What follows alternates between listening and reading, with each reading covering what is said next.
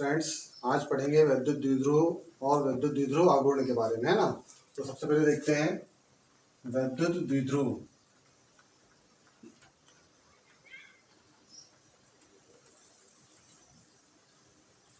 वैद्युत द्विध्रुव का डेफिनेशन हो जाएगा अल्प दूरी पर स्थित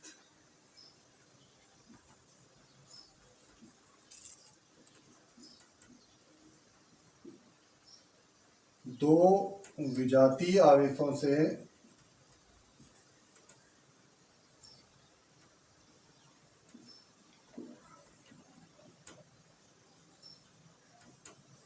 मिलकर बने निकाय को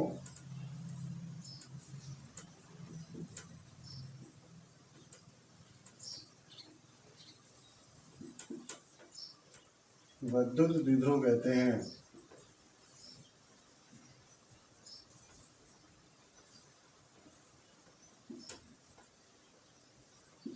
है ना, सिंपल सा डेफिनेशन हो जाएगा अल्प दूरी पर स्थित दो विजातीय आवेशों से मिलकर बने निकाय को क्या कहेंगे? वैद्युत द्विध्रुव कहेंगे। तो जैसे मान लेते हैं अपने पास में दो विजातीय आवेश हो गए, अपने पास में एक हो गया प्लस क्यू और दूसरा हो गया माइनस क्यू।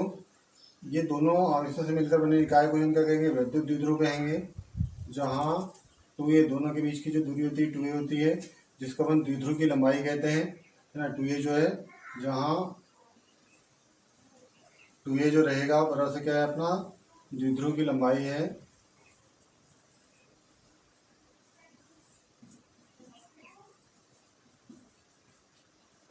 ना। तो प्लस क्यू तथा माइनस क्यू आवेशों से मिलकर बने निकाय को हम क्या कहेंगे? वैद्युत द्विध्रुव कहेंगे। 2a जो है द्विध्रुव की क्या है? प्रभावी लंबाई है। इसके बाद पढ़ेंगे वैद्युत द्विध्रुव आघूर्ण।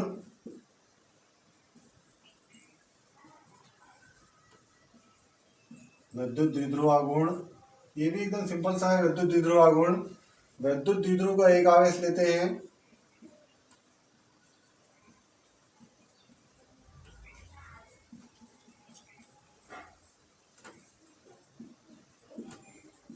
वैद्युत द्विध्रुव का एक आवेश तथा द्विध्रुव की प्रभावी लंबाई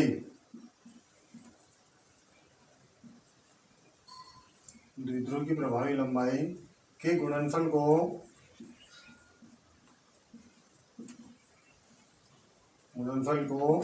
वैद्युत द्विध्रुव आघूर्ण कहते हैं।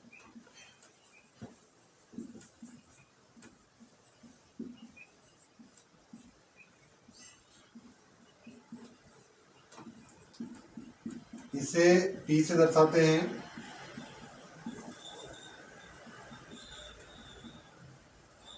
है ना, तो सिंपल सा हो जाएगा कि वैद्युत द्विध्रुव का एक आवेश तथा द्विध्रुव की प्रभावी लंबाई, है ना। वैद्युत द्विध्रुव का एक आवेश तथा द्विध्रुव की प्रभावी लंबाई के गुणनफल को वैद्युत द्विध्रुव आघूर्ण कहेंगे। इसे P से दर्शाएंगे। P बराबर से हो जाएगा एक आवेश, है ना, द्विध्रुव का एक आवेश लेंगे,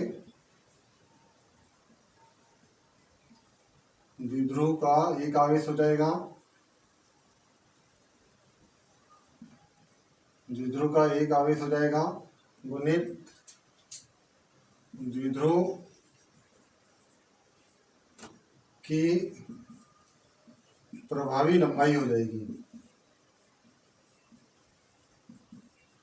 द्विध्रुव का एक आवेश हो जाएगा गुणित द्विध्रुव की प्रभावी लंबाई हो जाएगी। जैसे P इज इक्वल टू द्विध्रुव का एक आवेश ले लेते हैं हम लोग, Q इंटू प्रभावी लंबाई क्या हो जाएगी?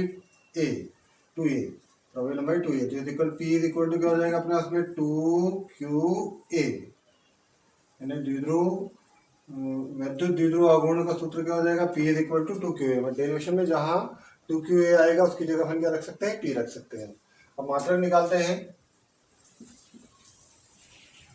मात्रक बड़ा इजी सा है वैद्युत द्विध्रुव आघूर्ण का। Q है तो Q को हम कैसे मापेंगे? कूलाम से मापेंगे। इंटू A है मतलब क्या हो जाएगा? डिस्टेंस हो जाएगा, है ना। और डिस्टेंस का मात्रक क्या होता है? मीटर। तो क्या हो जाएगा? कूलाम इंटू मीटर हो जाएगा। तो वैद्युत द्विध्रुव आघूर्ण का मात्रक क्या हो जाएगा? Coulomb into metre. विमीय सूत्र भी सिंपल सा है, विमीय सूत्र भी इजी सा हो जाएगा। Q है तो Q का क्या हो जाएगा? 80, ठीक है, इंटू ए डिस्टेंस है तो उसका क्या हो जाएगा, एल हो जाएगा। तो कुल मिलाकर जो विमीय सूत्र रहेगा हो जाएगा M0 LTA, है ना, ये विमीय सूत्र हो जाएगा। तो दोस्तों याद रखेंगे, सबसे पहले विद्युत द्विध्रुव मतलब अल्प दूरी पर स्थित दो विजातीय आवेशों से मिलकर निकाय को क्या कहेंगे, विद्युत द्विध्रुव। जैसे यहाँ एक विद्युत द्विध्रुव है जो प्लस क्यू तथा माइनस क्यू आवेशों से मिलकर बना है, जिसकी प्रभावी लंबाई कितनी है, 2a है। ऐसे ही पढ़ेंगे विद्युत द्विध्रुव आघूर्ण, तो विद्युत द्विध्रुव का एक आवेश तथा द्विध्रुव की प्रभावी लंबाई के गुणनफल को ही क्या कहेंगे, विद्युत द्विध्रुव आघूर्ण। इसे P से दर्शाते हैं, P बराबर से क्या हो जाएगा 2qa, और इसका जो मात्रक हो जाएगा कूलाम इंटू मीटर, और विमीय सूत्र जो हो जाएगा, विमीय सूत्र हो जाएगा M0 LTA। अब विद्युत द्विध्रुव के कारण अक्षीय स्थिति में विद्युत क्षेत्र की तीव्रता ज्ञात करेंगे। तो क्वेश्चन आता है ऐसा कि क्वेश्चन रहेगा आपको कि विद्युत द्विध्रुव के कारण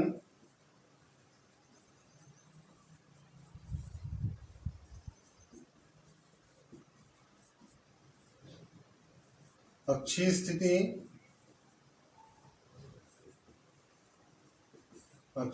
को ही अनुदैर्ध्य स्थिति भी बोलते हैं ना। अनुदैर्ध्य स्थिति में विद्युत क्षेत्र की तीव्रता ज्ञात करेंगे, है ना। ऐसा क्वेश्चन आएगा कि विद्युत द्विध्रुव के कारण अक्षीय स्थिति में विद्युत क्षेत्र की तीव्रता ज्ञात कीजिए। तो डेफिनेशन थोड़ा सा याद रखेंगे फ्रेंड्स, कि जब कोई बिंदु जिस पर विद्युत क्षेत्र की तीव्रता ज्ञात करनी होती है बढ़ाए गए विद्युत द्विध्रुव के अक्ष पर होता है तो उसे हम क्या कहते हैं, अक्षीय स्थिति में कहते हैं। ठीक है, जैसे मान लेते हैं अपने पास में, मान लेते हैं कि AB एक विद्युत द्विध्रुव है। ठीक है, तो AB अपना क्या हो जाएगा, एक विद्युत द्विध्रुव हो जाएगा, है ना, जो प्लस क्यू तथा माइनस क्यू आवेशों से मिलकर बना है, जिसकी प्रभावी लंबाई कितनी हो जाएगी, 2a हो जाएगी। ठीक है, इसका मध्य बिंदु क्या हो जाएगा, O हो जाएगा। मध्य बिंदु O से ये अक्ष हो गया, दोनों आवेशों को मिलाने वाली रेखा को ही क्या कहते हैं, उसका अक्ष कहते हैं। तो अक्ष पर जाना है अपने को, तो इसके मध्य बिंदु O से स्मॉल r दूरी पर जाएंगे। मध्य बिंदु O से स्मॉल r दूरी पर एक बिंदु क्या है, P, जिस पर विद्युत क्षेत्र का मान क्या करना है, अपने को ज्ञात करना है ना। जैसे स्मॉल r दूरी तक जाएंगे, स्मॉल r दूरी पर एक बिंदु क्या मिलेगा, P। ठीक है, जिस पर विद्युत क्षेत्र का मान क्या करेंगे, ज्ञात करेंगे। तो ऐसे ही हम लोग सिरे A के कारण निकालेंगे तो विद्युत क्षेत्र क्या हो जाएगा अपने पास में, E1 हो जाएगा। सिरे B के कारण निकालेंगे तो विद्युत क्षेत्र क्या हो जाएगा, E2 हो जाएगा। और परिणामी विद्युत क्षेत्र बिंदु P पर E का मान अपने को क्या करना है, ज्ञात करना है। तो वही डेफिनेशन यहाँ से हो जाएगा। डेफिनेशन ऐसे लिखोगे, माना कि AB एक विद्युत द्विध्रुव है जो प्लस क्यू तथा माइनस क्यू आवेशों से मिलकर बना है, जिसकी प्रभावी लंबाई कितनी है, 2a है। इसका मध्य बिंदु क्या है, O, जिससे स्मॉल r दूरी पर एक बिंदु क्या है, P, जिस पर अक्षीय स्थिति में विद्युत क्षेत्र का मान ज्ञात करना है। अब फिर सिरा A लेंगे, है ना। सिरे A पर कौन सा आवेश लेते हैं, प्लस क्यू आवेश, है ना। तो ये लिखोगे कि सिरे A पर प्लस क्यू आवेश के कारण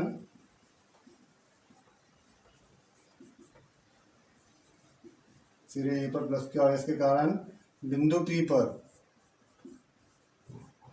उत्पन्न विद्युत क्षेत्र निकाल लेंगे, है ना। तो सिरे A पर प्लस क्यू आवेश के कारण बिंदु P पर क्या निकाल लेंगे, उत्पन्न विद्युत क्षेत्र। तो उत्पन्न जो विद्युत क्षेत्र निकाल लेंगे अपन,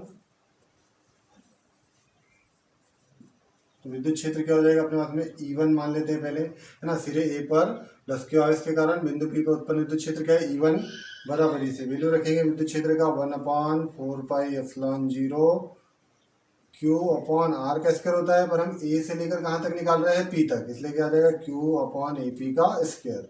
ठीक है, और दिशा क्या हो जाएगी आपकी, किस दिशा में जा रहे हैं, दिशा हम लोगों की हो जाएगी, किस दिशा में जा रहे हैं हम लोग, A से P दिशा में, इसलिए दिशा क्या हो जाएगी, AP।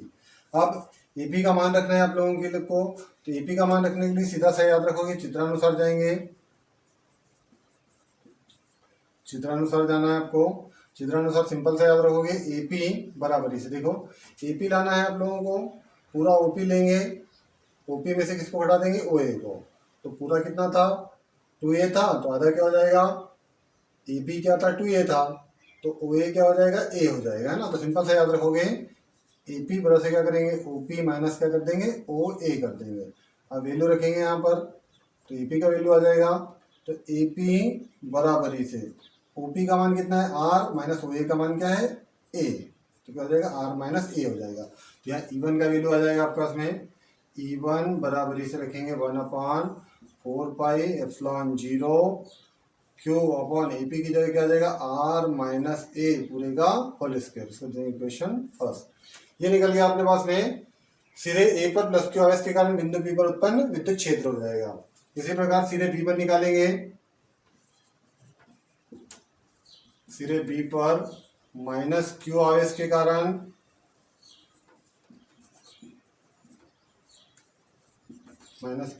कारण बिंदु P पर उत्पन्न विद्युत क्षेत्र निकालेंगे, उत्पन्न विद्युत क्षेत्र निकालेंगे। तो उत्पन्न विद्युत क्षेत्र हो जाएगा आपके पास में E2 बराबरी से वही रहेगा 1/4 पाई एप्सिलॉन 0 Q अपॉन, अब D से P तक निकाल रहे हैं इसलिए क्या हो जाएगा, पर दिशा E2 की इस साइड में है इसलिए क्या हो जाएगा PB का स्क्वायर रख देंगे हम। अब PB का मान निकालेंगे, तो PB इज इक्वल टू क्या हो जाएगा OP, इसको पूरा PB लाना है, PB लाने के लिए क्या करेंगे पूरा OP लेंगे, यहाँ से OP ये पूरा लिया, धन इसमें क्या जोड़ दिया OB, तो PB आ जाएगा, OP धन क्या कर देंगे OB कर देंगे। तो वैल्यू निकालेंगे PB की, PB is equal to OP का मान क्या है R धन OP का मान क्या है A, तो R धन क्या हो जाएगा A हो जाएगा। अब रख देते हैं E2 बराबरी से 1/4 पाई एप्सिलॉन 0 Q अपॉन क्या हो जाएगा R प्लस क्या हो जाएगा A हो जाएगा, R प्लस A हो जाएगा। ठीक है, अब यहाँ PB इसलिए लिखा है हम लोगों ने क्योंकि दिशा क्या है अपनी, यहाँ दिशा भी लिख सकते हो आप, दिशा के कारण लिखा है हमने, दिशा जो है वो आपकी P से B की ओर जा रहा है इसलिए PB दिशा लिखा है हम लोगों ने। इसको दे दो इक्वेशन सेकेंड। परंतु अपने को क्या करना है, बिंदु P पर परिणामी विद्युत क्षेत्र निकालना है। अतः बिंदु P पर परिणामी विद्युत क्षेत्र, परिणामी विद्युत क्षेत्र की तीव्रता, तो परिणामी विद्युत क्षेत्र की तीव्रता E मान लेंगे।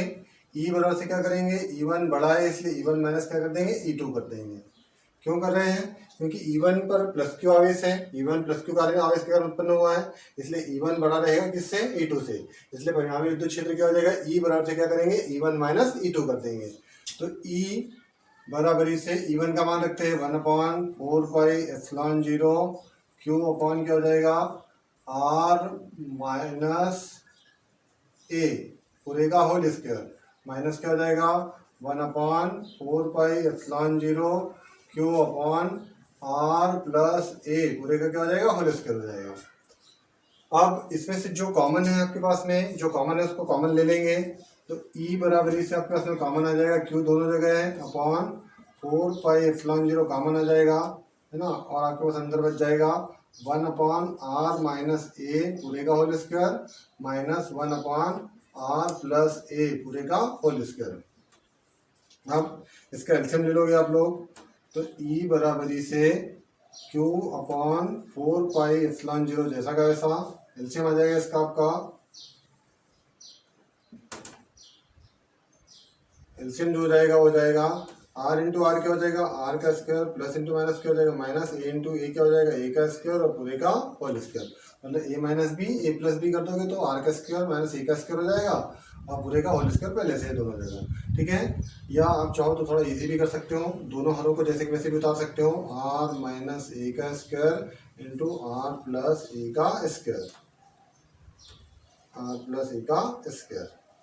अब ये माइनस वाले से माइनस वाला चला जाएगा, क्या बच जाएगा प्लस वाला, तो क्या हो जाएगा R प्लस A पूरे का whole square minus minus plus से प्लस वाला चला जाएगा, क्या बचेगा माइनस वाला, तो क्या हो जाएगा R माइनस A पूरे का होल स्क्वायर।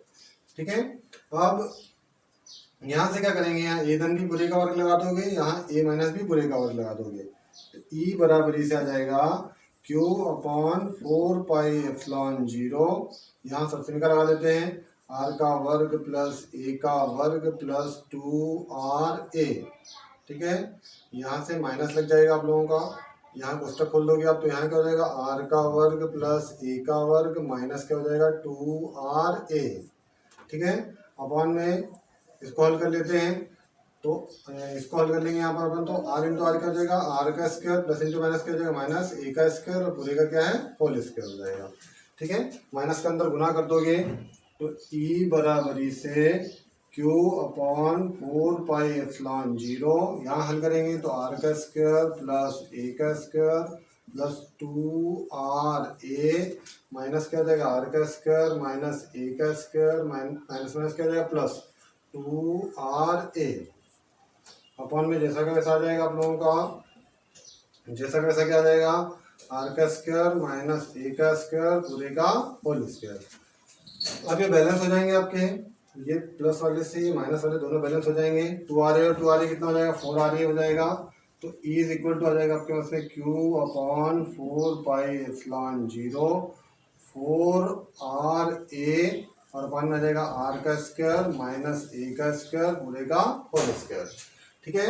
अब इसको ये Q को हम 2 जिसको तोड़ लेते हैं 2A के साथ ले लेंगे तो E बराबरी से आपके पास में आ जाएगा E बराबरी से 1/4πε0, ये Q को इधर ले लेते हैं 2R इंटू क्या कर लेते हैं 2QA कर लेते हैं और अपन में क्या जाएगा आर का स्क्वायर माइनस ए का स्क्वायर पूरे का होल स्क्वायर।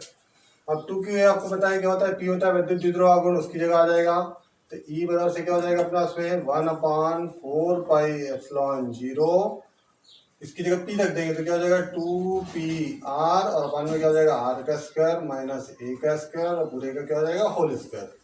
अब चूंकि आपको पता है कि R जो होता है ये डिस्टेंस O से P तक का डिस्टेंस ज़्यादा है किसकी अपेक्षा, द्विध्रुव की लंबाई की अपेक्षा, तो इसलिए अपन लिखेंगे R is more capital than small a से, तब क्या करेंगे तब A को नगण्य ले लेंगे,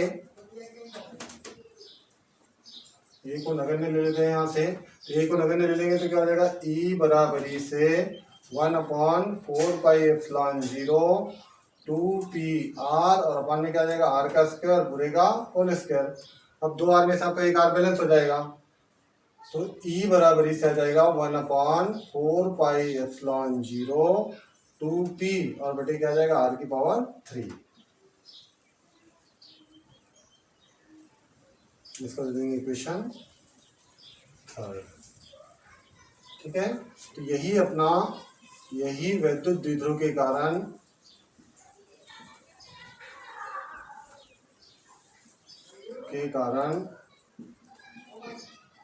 अक्षीय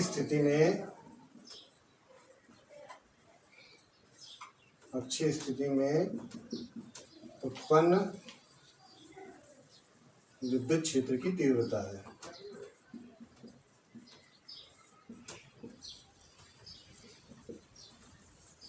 ना, यही विद्युत द्विध्रुव के कारण अक्षीय स्थिति में विद्युत क्षेत्र की तीव्रता है। E बराबर से 1/4πε0 2P बटे R की घात 3।